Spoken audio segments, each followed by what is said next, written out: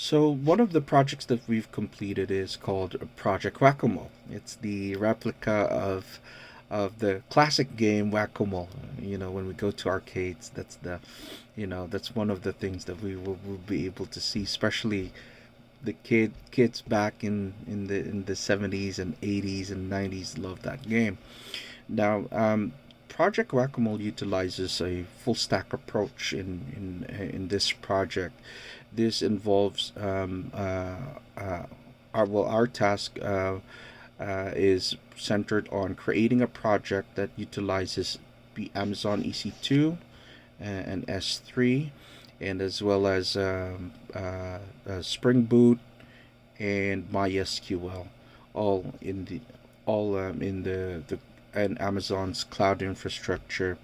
So the one of the tasks that I was given to was to create the backend, the Java backend, which includes the controller models, repositories, and then the services for the project, and as well as the documentation and presentation of the project.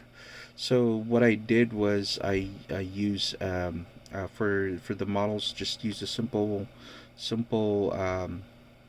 user model, so that that model is used to for people to be able to register. And then also with the repository is connected to MySQL, which allows the interaction of the application and with the database. And the technology that I use specifically is Java, and we use MySQL as our backend database. So the task is being able to play the game in Amazon EC2, and for also users, if they want to be able to register. So with what I did, I was able to create all those the Java backend.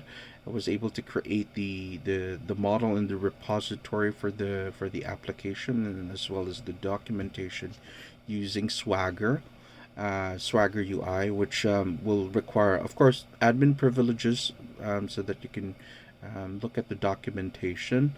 But all of these is has resulted to a very fun and functional whack-a-mole game, which is online, and people are able to register. And if there's an admin who needs to look at the documentation, they're able to see the documentation through Swagger UI, and just go into the default link for the documentation.